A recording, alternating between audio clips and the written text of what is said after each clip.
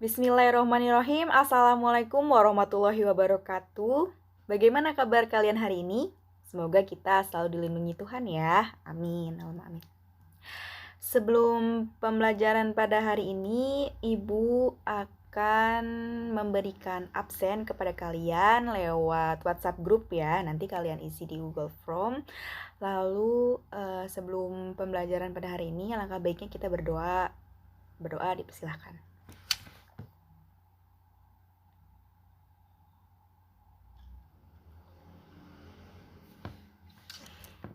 Selesai. Nah, sekarang Ibu akan membahas nih perihal interaksi kota. Yang kemarin kan kita sudah membahas perihal interaksi antara desa dan kota ya. Nah, sekarang Ibu akan mengajak kalian semua ke kota. Kita bahas semua tentang kota. Nah, ini biodata Ibu, sudah kalian mengenal ya. Nah, di sini ada kompetensi dasarnya, yaitu menganalisis struktur keuangan desa dan kota. Lalu ada indikator pencapaian kompetensinya, kalian mengetahui struktur keuangan serta pengembangan desa, kota, dan yang kemarin sudah Ibu sampaikan ya. Nah, kita ulang kembali apa sih perbedaan desa dan kota?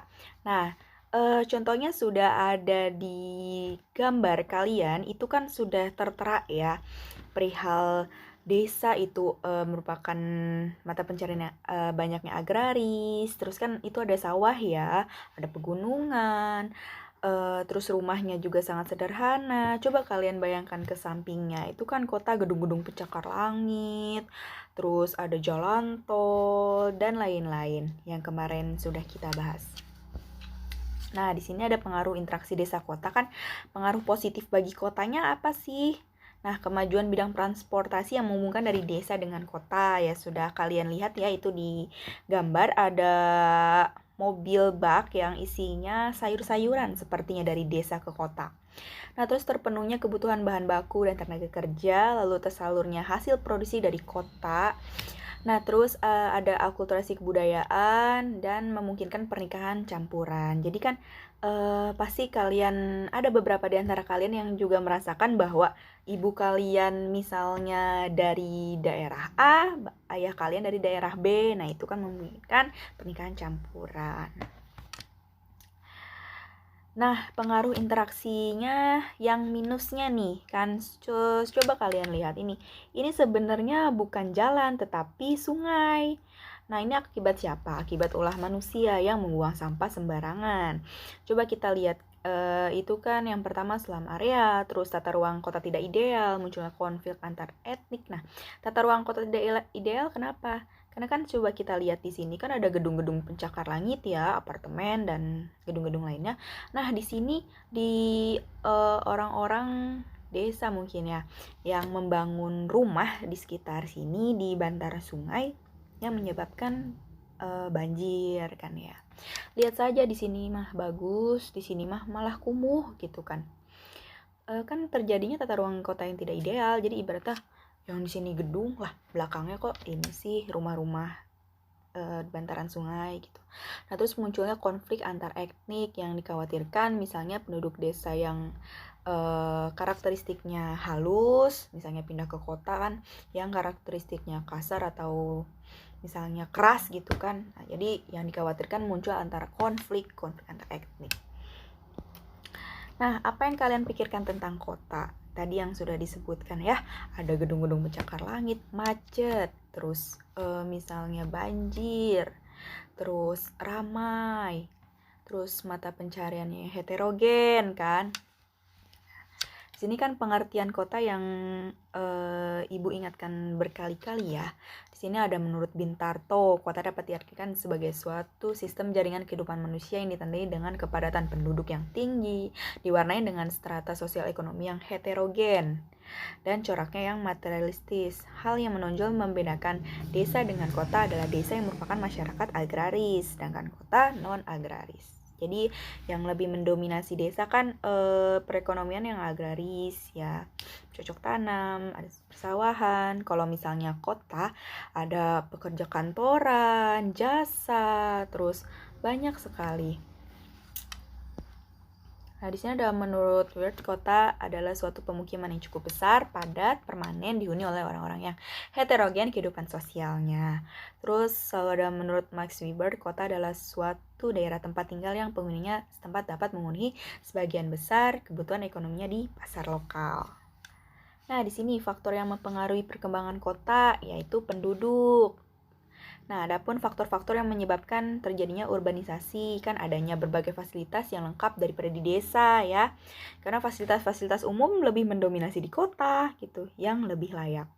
Makin sempitnya kepemilikan lahan di desa. Lalu kemajuan transportasi memacu perpindahan penduduk dari desa ke kota.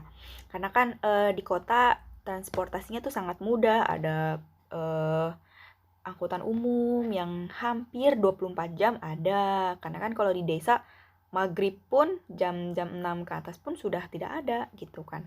Terus di kota mudah mendapatkan pekerjaan meskipun dengan keterampilan terbatas. Jadi kayak yang misalnya lulusan SMA nih di desa, saya mau ke kota aja pasti saya dapat pekerjaan yang lebih layak lah gitu kan. Itu karena masyarakat desa berpikir bahwa kota tuh sumber mata pencarian. Lalu adanya kesempatan untuk melanjutkan ke jenjang pendidikan yang lebih tinggi. Nah, jadi untuk misalnya yang tinggal di desa atau apa, misalnya saya lulus SMA nih, saya mau lanjut ke perguruan tinggi misalnya, saya kuliah nih di kota gitu kan, melanjutkan jenjang pendidikan yang lebih tinggi. Lalu tingkat upah di kota lebih tinggi, ya kalian juga pasti sudah mengetahui ya perihal UMR, misalnya UMR ini, UMR, karena setiap kota kan berbeda-beda. Nah, lalu ada budaya nih. Faktor budaya berperan dalam perkembangan kota, yaitu tingkat kepandaian manusia dalam mengolah lingkungan kehidupannya. Lalu ada faktor budaya yang menjadi tolok ukur perkembangan kota adalah tingkat penguasaan teknologi. Lalu perkembangan teknologi ikut menentukan perkembangan tingkat sosial ekonomi masyarakatnya. Nah, yang ketiga alam. Alam merupakan faktor yang relatif statis terhadap perkembangan kota. Karena apabila ada perubahan itu langsung relatif lama. Nah, di sini klasifikasi kota ada dua nih, ada yang numerik dan non-numerik. Nah, numerik yang apa sih? Yang kuantitatif, yaitu berdasarkan jumlah penduduk, kepadatan, perbandingan jenis kelamin, dan luas kota. Karena kan yang ada angka-angka nih, pasti kuantitatif. Nah, yang non-numerik kualitatif, yaitu berdasarkan tahap perkembangannya, fungsi kota, dan kondisi sosial penduduknya. Nah, di sini ada tingkatan perkembangan kota, yaitu kuantitatif ya.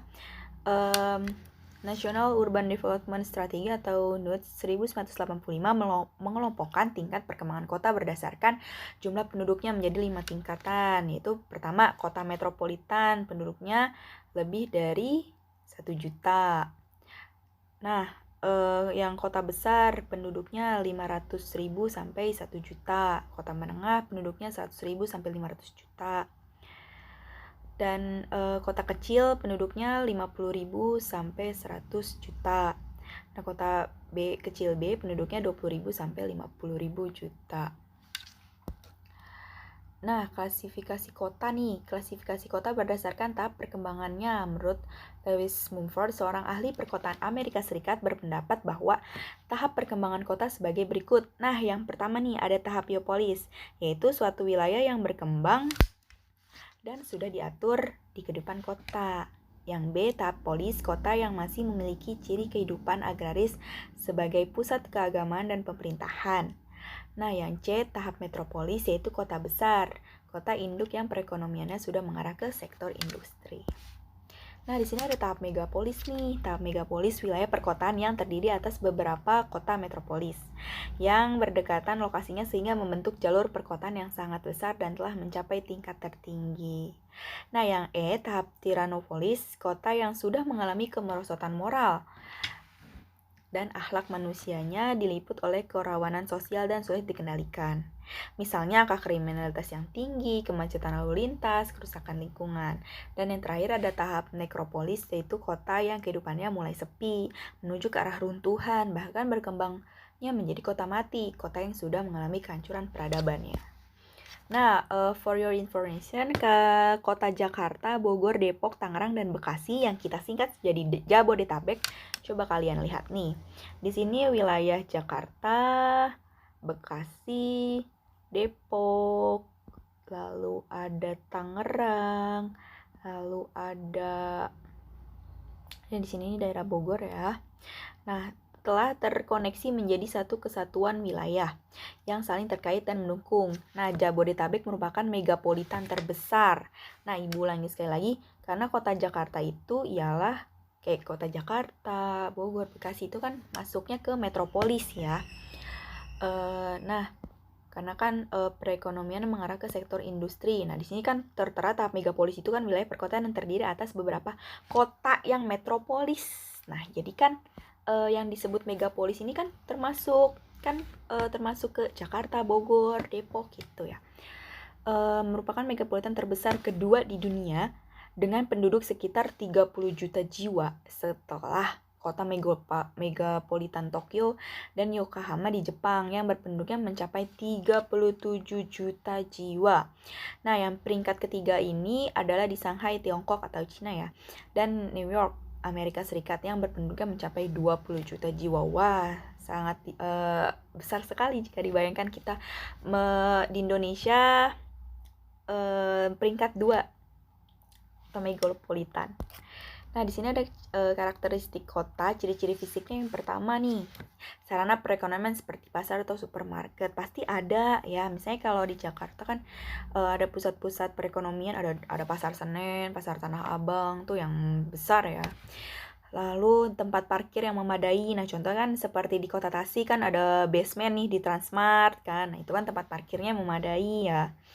Nah, terus tempat rekreasi dan olahraga, nah di mana nih? Pasti di Dadaha kalau di Tasik ya, karena kan ada sarana rekreasi dan olahraganya. Lalu alun-alun, kota Tasik punya alun-alun kan? Nah, terus ada gedung-gedung pemerintahan. Nah, di sini contohnya seperti gedung wali kota gitu ya. Gedung DPRD.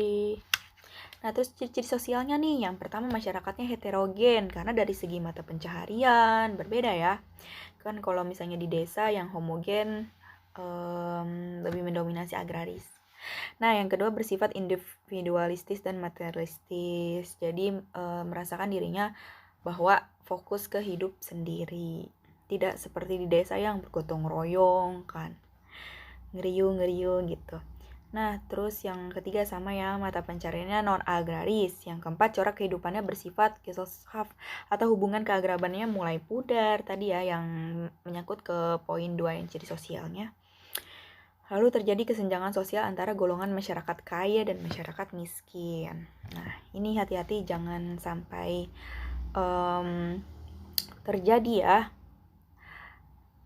Lalu ada norma-norma agama yang tidak begitu ketat. Jadi kan kadang yang kita sadari bahwa di kota seperti ada tempat-tempat yang dilarang oleh agamanya masing-masing ya gitu, tapi tetap ada karena mengikuti kultur yang kebarat-baratan, karena di barat-barat itu tuh seperti itu ya, jadi mengikuti alur perkembangan zaman.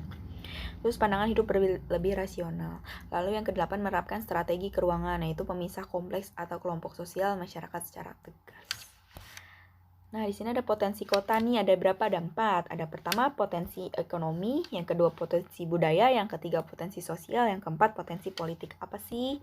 Nah, potensi ekonominya yang ditandai dengan terdapatnya fasilitas-fasilitas perekonomian seperti pasar, pusat pembelanjaan, bank, dan kawasan industri. Karena kan semakin kan ada banyak pasar, nah itu kan potensi ekonomi yang buat meningkatnya kota. Nah, lalu ada potensi budaya, ditandai dengan keberadaan sarana pendidikan dan kesenian yang memberi semangat dan gairah hidup bagi warga kota. Nah, di sini kan tertera kesenian-kesenian ya. Jadi kan sarana pendidikan misalnya seperti ada seni tarinya, untuk seni teater. Nah, itu kan membangkitkan gairah hidup bagi warga kota. Lalu ada potensi sosialnya, yaitu fasilitas yang dapat menimbulkan keserasian dan ketenaga kerjaan hidup warga kota, contohnya tempat beribadah, rumah sakit, tempat hiburan, badan atau yayasan sosial, dan organisasi sosial. Pasti di seluruh kota, baik dari desa, kota, atau manapun, ya pasti tetap ada tempat sarana ibadah, kan? Lalu ada rumah sakit, atau kita sebut, misalnya yang ada di setiap wilayah tuh puskesmas ya, pusat kesehatan masyarakat. Lalu ada potensi politik nih, yaitu keberadaan aparatur kota yang menjalankan tugasnya dengan baik dalam melayani masyarakat, termasuk partai politik dan lembaga-lembaga politik lainnya. Nah, di sini tertera karakteristik masyarakat kota dan kehidupan kota. Nah, coba kalian lihat nih ya. Apa sih nih? Ada di mall, ada di jalan yang sangat ramai ya. Yang pertama nih, secara demografisnya heterogennya padat. Betul sekali, masyarakat kota penduduknya banyak. Nah, terus yang kedua, secara sosiologi individualis, komunikasi tidak langsung. Nah, kalian lihat saja pasti ada beberapa orang yang lagi jalan kaki main handphone, nunduk, karena kan yang teknologi. Nah, yang poin 2 itu karena kemajuan teknologi yang sekarang jadi menjauhkan yang dekat, mendekatkan yang jauh gitu. Nah, yang ketiga ada budaya, multikultur, inovatif, dan dinamis. Dan yang terakhir, yang empat, secara ekonomi bergerak di bidang industri, perdagangan, dan jasa yang pendapatannya tidak seragam. Nah, di sini ada faktor yang mempengaruhi interaksi keterangan. Ada 3, yaitu regional complementary atau wilayah yang saling melengkapi. Yang kedua, intervening opportunity, adanya kesempatan. Yang ketiga, special transferability, kemudian pemindahan manusia, gagasan, barang, dan jasa dalam suatu wilayah. Nah, yang pertama nih, regional complementary atau wilayah yang saling melengkapi. Sudah tertera ya, di wilayah A sumber dayanya plus, ada yang minus, jadi wilayah B plus minus gitu kan. Karena kan di situ ada garis panah jaringan kuat. Nah, di sini wilayah memiliki potensi sumber daya yang berbeda-beda, baik secara kualitas maupun kuantitas. Perbedaan sumber daya dan kota desa menyebabkan timbulnya interaksi. Jadi adanya kebutuhan saling melengkapi atau komplementaritas. Hal ini didorong oleh permintaan dan penawaran. Lalu yang kedua, intervening opportunity atau adanya kesempatan. Di situ terlihat garis putus-putus ya. Jaringan interaksinya melemah. Nah, artinya adanya kesempatan untuk timbulnya interaksi antar wilayah dan dapat memenuhi kebutuhan sumber daya wilayah tersebut. Jadi, semakin besar intervening opportunity, maka semakin kecil arus komoditas. Nah, yang ketiga, spatial transferability atau kemudahan pemindahan. Nah, kemudahan pemindahan dalam ruangan baik berupa barang, jasa, manusia maupun informasi. Adapun proses pemindahan dari kota ke desa atau sebaliknya. Dipengaruhinya kelancaran transportasi antar wilayah, jarak mutlak maupun jarak relatif antar wilayah. Terus yang terakhir, biaya transportasi dari satu tempat ke tempat lain. Jadi semakin mudah transferabilitas, maka semakin besar arus komunitas. Nah, di sini ada teori dari mana nih? Nanti kita bahas ya.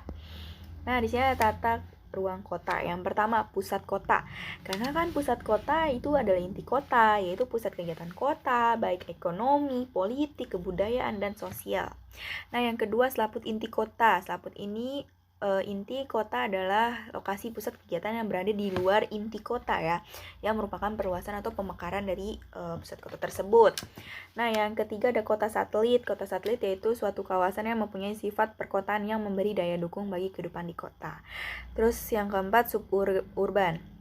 Suburban yaitu suatu daerah di sekitar pusat kota yang berfungsi sebagai daerah pemukiman dan pabrik industri. Nah, di sini ada penjelasannya pembagian wilayah perkotaan. Nah, terus di sini kan tertera ya, ada city, suburban, suburban flying, urban flying, rural, urban flying, dan rural. Nah, city itu kota adalah suatu daerah yang memiliki sarana kehidupan dan penghidupan modern. Terus suburban itu adalah suatu area yang lokasinya dekat dengan pusat kota atau inti kota ya, yang dengan luas mencakup daerah penglaju atau komuter.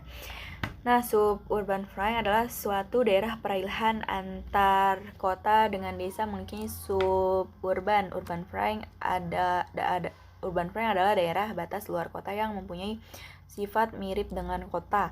Lalu rural urban flying adalah daerah yang terletak antar kota dengan desa yang ditandai dengan penggunaan tanah campuran. Nah, yang terakhir rural desa adalah daerah yang memiliki nuansa atau suasana kehidupan desa yang kehidupannya agraris. Nah, di sini ada struktur kota nih. Struktur ruang kota menunjukkan susunan pemukiman, jaringan jalan, serta fasilitas yang mendukung kegiatan warga kota. Struktur kota dapat dibedakan menjadi struktur ekonomi kota dan struktur internal kota. Nah, struktur ekonomi kota nih yang pertama. Kegiatan ekonomi dasar meliputi kegiatan pembuatan serta penyaluran barang dan jasa untuk konsumsi penduduk di luar kota dan atau daerah sekitar kota. Nah, yang kedua, kegiatan ekonomi bukan dasar meliputi pembuatan serta penyaluran barang dan jasa untuk keperluan domestik. Jenis kegiatan ini disebut dengan kegiatan residensial atau strata sosial. Lalu selanjutnya ada kota heterogen nih, ditinjau dari aspek struktur bangunan dan demografis. Karakteristik ini dipengaruhi oleh faktor topografi, sejarah, ekonomi, dan budaya, dan kesempatannya. Usaha karakter kota selalu dinamis disebabkan pertumbuhan penduduk warga kota, urbanisasi, dan kemajuan teknologi yang selalu mengikuti perkembangan waktu. Nah, di sini struktur internal atau keruangan kota terdiri atas beberapa zona nih, zona pemukiman, industri, perdagangan, dan pemerintahan yang membentuk susunan tertentu. Zona perdagangan dan pemerintahan ini, zona perdagangan pemerintahan yaitu Central Business District atau CBD singkatnya ya, umumnya menempatkan pusat kota, sedangkan zona lain berada di luar sana, di luar zona CBD. Nah, banyak teori struktur keruangan atau internal kota dikemukakan pada materi. Ini dia, yang pertama nih, mode struktur ruang kotanya yaitu teori konsentrik yang tadi ya. Nah, sosiolog Amerika Serikat meneliti struktur kota Chicago ya. Siapa? E.W. Bruckner. Menurutnya, perkembangan kota dimulai dari pusat kota, kemudian meluas ke pinggiran kota karena pertambahan penduduk. Nah, yang cocokkan saja warna ungu itu kan pusat kota, yang pink itu zona transisi ya. Yang kuning itu wilayah masyarakat berpendapatan rendah, karena kan masyarakat itu yang kerjanya di inti kota seperti buruh dan lain-lain. Jadi kan tinggalnya ya nggak jauh-jauh dari kota gitu. Nah, terus yang hijau wilayah masyarakat berpenghasilan menengah, nggak rendah, nggak tinggi, ya dia di tengah-tengah. Lalu yang warna krem itu wilayah tempat tinggal masyarakat berpenghasilan tinggi. Jadi orang-orang masyarakat yang berpenghasilan tinggi itu tinggal dengan berbatasan wilayah desa kota, karena menurut mereka jika mereka tinggal di tengah atau inti kota penat gitu, karena kan kesehariannya sudah berlalu lalang di pusat kota, mungkin macet, jadi dia mau tinggal di wilayah batas dekat dengan desa itu agar suasananya masih asri gitu. Nah, terus ada teori sektoral nih dikemukakan oleh Homer Heath pada 1930, pola perkembangan kota cenderung berkembang berdasarkan sektor-sektor daripada lingkaran konsentrik. Menurut teori ini, pusat kegiatan daerah terletak di pusat kota. Perkembangan penggunaan lahan berkembang menurut sektor-sektor yang membentuknya dipengaruhi oleh bentuk lahan dan pengembangan jalan. Nah, di sini coba kalian lihat lah, itu yang merah pusat daerah kegiatan ya, atau pusat inti kota. Yang hijau itu Tosca itu perumahan kaum buruh, yang tadi hampir sama ya, yang sudah ibu jelaskan. Yang kuning itu perdagangan besar, industri kecil. Nah, yang hijau itu perumahan kaum elit yang mengarah ke jauh ya. Nah, terus ada perumahan kelas menengah yang warna pink. Nah, di sini ada teori inti berganda dikemukakan oleh Harris dan Ullman. Nah, pada tahun 1945. Nah, Indonesia ini sedang berjuang ya kemerdekaan, tetapi Bapak Haris dan Bapak Ullman ini sudah menentukan nih teori tentang inti berganda di kota. Mantap. Nah, di dalam suatu kota kadang-kadang terdapat tempat tertentu yang berfungsi sebagai inti-inti kota dan pusat pertumbuhan baru. Hal tersebut menyebabkan ada beberapa inti dalam suatu wilayah perkotaan. Nah, contohnya tempat yang dapat menjadi inti kota itu industri, pelabuhan, jaringan jalan, perguruan tinggi, stasiun, dan lain-lain. Nah, kalian sudah cocokkan saja ya yang hijau sebagai PDK, pusat daerah kegiatan. Yang ungu itu kan perumahan kaum buruh atau kelas rendah. Tadi sama ya, seperti yang sudah ibu jelaskan. Yang warna merah ini zona industri yang skala besar, karena kan dekat dengan pusat inti kota. Yang biru perumahan kaum menengah. Yang coklat tuh kan rada jauh ke kaum elit. Nah, itu yang hijau sama ya, industri berat. Terus yang Tosca zona bisnis di luar pusat daerah kegiatan. Yang coklat itu zona pemukiman daerah urban. Terus yang krem gitu industri ringan dan suburban. Nah, di sini ada kekuatan interaksi wilayah nih selanjutnya. Nah, interaksi wilayah terjadi karena adanya kekuatan interaksi dari setiap wilayah. Kekuatan interaksi wilayah dipengaruhi oleh jumlah penduduk dan jarak wilayah. Kekuatan interaksi wilayah dapat ditentukan dengan teori. Nah, ini teori rumus titik henti, teori grafik, indeks konektivitas, dan hukum gravitasi. Nah, rumus teori titik henti nih keterangannya, coba kalian lihat rumusnya kan DAB. DAB itu adalah jarak lokasi titik henti yang diukur dari kota A, yang PA-nya itu populasi A, yang PB itu jumlah populasi. Nah, ini rumus titik henti kan dimanfaatkan oleh kajian keruangan geografi. Teori ini dikemukakan oleh William J. Reilly pada tahun 1931.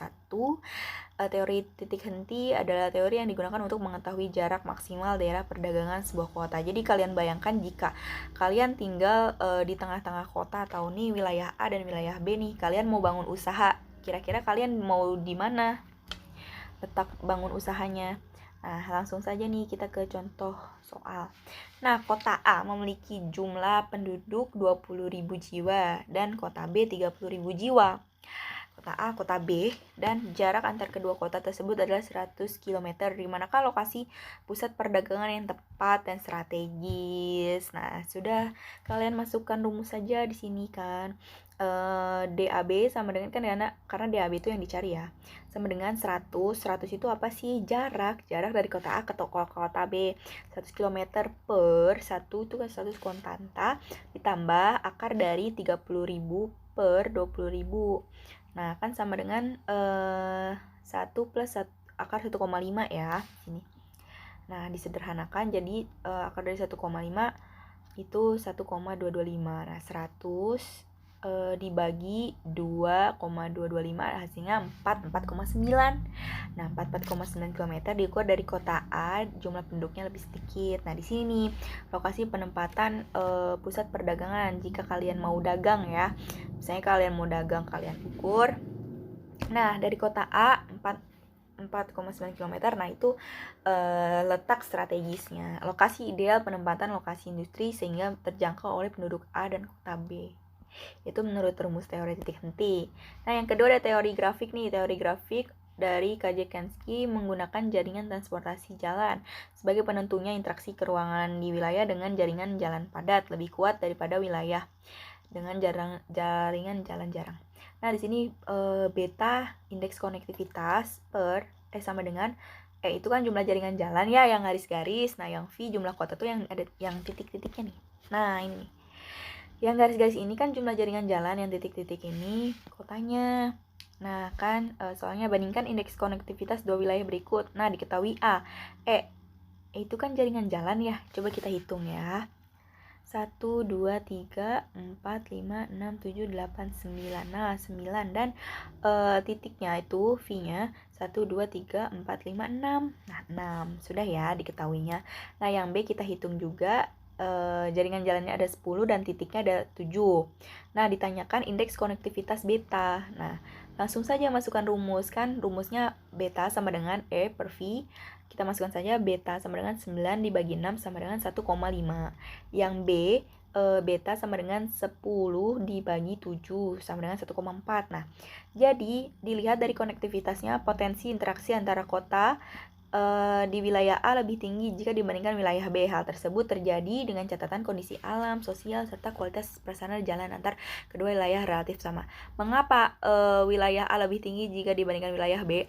Ingat, bukan perihal dari banyaknya jaringan jalan atau banyaknya titik kota, tetapi jika dihitung itu lebih besar mana? Lebih besar yang A kan 1,5 walaupun jaringan jalannya lebih besar yang B, dan titik kotanya lebih besar juga yang B, tetapi jika dihitung lebih besar yang A 1,5 kan dibandingkan 1,4, jadi wilayah A yang lebih tinggi.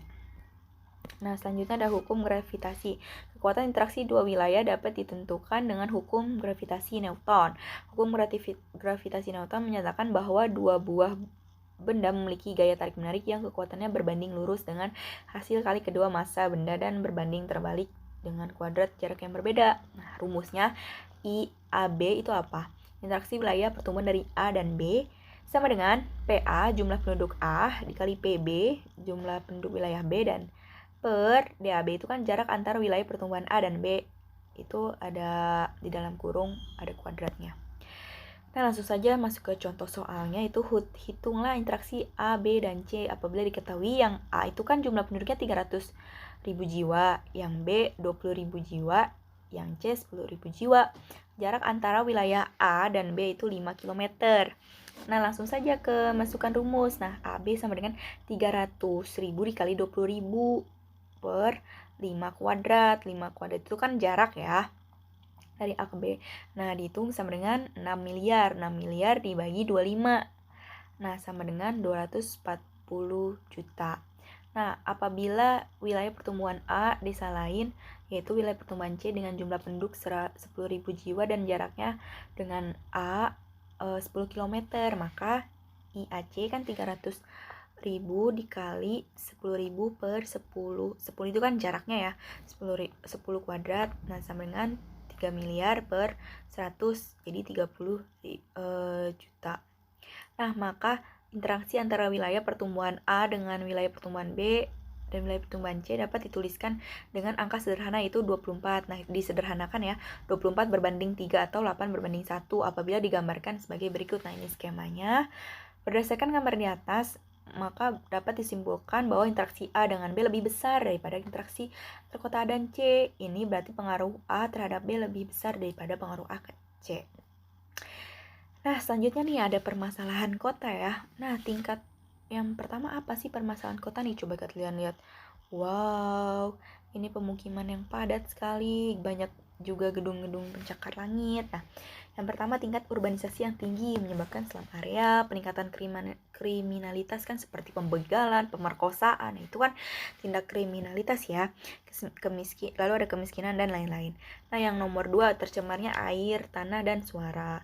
Terus ada terjadinya kemacetan lalu lintas. Yang keempat, konflik sosial akibat multikultural. Nah, ada potensi dan permasalahan kota. Jadi, ini tuh potensi tapi masalah gitu bagi kota. Gimana sih? Nggak terlalu masalah, tapi ya coba kalian lihat. Nah, yang visi kota. Yang pertama, lahan. Kan seharusnya kan di kota kan ada lahan terbuka hijau ya. Tetapi lahan itu dimanfaatkan untuk pemukiman, industri, kan. Itu potensi bagi ekonomi. Tapi permasalahan juga bagi kota karena kan tidak ada lahan hijau gitu kan. Terus ada sosial kota keanekaragaman budaya, tetapi kan ya itu potensi juga ya untuk ragam-ragam beraneka budaya, tetapi jangan sampai menghilangkan budaya daerah itu tersendiri. Nah, lalu ada kota menurut fungsinya. Yang pertama kota perdagangan dan komersial, yang kedua kota produksi, ketiga kota permintaan, yang keempat kota kebudayaan, dan terakhir kota pendidikan. Nah, kota menurut fungsinya nih ada kota produksi, berfungsi sebagai pusat produksi atau pemasukan bahan mentah, barang setengah jadi dan barang jadi. Contohnya Surabaya. Nah, kalian searching saja kota yang terkenal berproduksi itu adalah di Surabaya nih contohnya ya. Selanjutnya ada kota perdagangan dan komersial. Nah, berfungsi sebagai pusat perdagangan domestik dan internasional. Nah, kalian lihat nih, sudah Ibu beri contohnya. Contohnya di Jakarta ya, ada nih di sini nih Tanah Abang nih. Tanah Abang itu adalah pusat tekstil terbesar di Asia Tenggara. Wah, besar sekali ya. Indonesia mempunyai pusat tekstil terbesar di Asia Tenggara karena kan di situ banyak yang jualan bahan, misalnya kayak orang Arab, orang Pakistan, orang dari manapun itu ada gitu. Karena kan lihat saja tuh di jalannya macet sekali, padat ya. Selanjutnya ada kota menurut fungsinya, kota pemerintahan. Nah, ini berfungsi sebagai pusat pemerintahan baik ibu kota negara maupun provinsi. Nah, contohnya di Jakarta. Nah, ini Ibu beri contoh, ini Istana Presiden di Jalan Istana Merdeka. Nah, itu ketat sekali ya, ada tentara dalam pengamanannya untuk mengamankan Istana Presiden. Nah, kota menurut fungsinya itu yang menurut fungsi kebudayaan, berfungsi sebagai pusat kebudayaan, contohnya daerah istimewa Yogyakarta. Karena kan kalian juga tahu sendiri Yogyakarta itu memiliki kebudayaan yang sangat banyak ya, ada candi-candi juga gitu kan. Lalu ada yang kota menurut fungsinya itu kota pendidikan, berfungsi sebagai pusat pendidikan. Nah, sini Universitas Gadjah Mada ya, di daerah istimewa Yogyakarta yang terkenal dengan kota pendidikan karena banyak perguruan tinggi dan pendidikan formal, baik formal maupun non formal lainnya. Nah, sekarang tentang pembangunan kota. Nah, permasalahannya apa sih saat pembangunan kota? Yang pertama ada kemiskinan perkotaan. Karena kalian jangan berpikir bahwa masyarakat kota itu orang kaya semua. Enggak, tidak. Nah, keterbatasan kualitas dan kuantitas sumber daya manusia dan alam. karena terus penurunan kualitas lingkungan kota dan kesenjangan tingkat pelayanan antar kota. Nah, terus keterbatasan pembangunan kota nih, ada keterbatasan sumber daya alam. Kalian lihat saja ya, air saja ngantri dan sampai beli per liter bisa sampai 10.000, dan itu air bersih saja untuk minum atau untuk mandi gitu, karena kan sudah mulai jarang gitu kan air yang makin terbatas. Lalu keterbatasan kemampuan sumber daya manusia dan sumber dana untuk menyediakan sarana dan prasarana yang mencukupi dan terjangkau masyarakat. Terus yang ketiga, keterbatasan struktur lembaga pemerintahan untuk mengelola perkotaan. Lalu ada peluang pembangunan kota nih, tertera ada arsitek ya di sini. Nah, ketersediaan tenaga kerja yang terampil makin banyak, makin baik kualitasnya. Jadi pembangunan kota ada yang orang-orang penting gitu untuk pembangunan kota yang jasanya sangat berperan. Ketersediaan prasarana pendukung kegiatan ekonomi, terus ketersediaan perangkat organisasi dan potensi masyarakat dunia usaha yang makin berkembang. Nah, ada kebijakan pembangunan kota nih. Kebijakan pembangunan kotanya mengembangkan dan memantapkan sistem perkotaan, meningkatkan kemampuan produktivitas kota, kemampuan sumber daya manusianya, terus memantapkan kelembagaan dan kemampuan keuangan perkotaan. Lalu ada pengelolaan pembangunan yang terencana, terus perangkat peraturan pendukung pembangunan perkotaan, dan kualitas lingkungan fisik dan sosial ekonomi perkotaan. Nah, di sini ada program pembangunan kota, yaitu pertama nih program pemantapan fungsi kota, pembangunan prasarana dan prasarana kota, pengembangan ekonomi perkotaan, lalu ada pendidikan, pelatihan dan penyuluhan, selanjutnya ada peningkatan peran serta masyarakat, pemantapan keuangan kota, lalu kelembagaan pemerintahan kota dan penataan ruang pertanahan dan lingkungan perkotaan. Nah, sekian presentasi dari Ibu. Terima kasih banyak atas perhatian dari kalian semua. Mohon maaf apabila ada salah dari Ibu. Sekian dan terima kasih. Jangan lupa diisi daftar hadirnya. Sampai jumpa.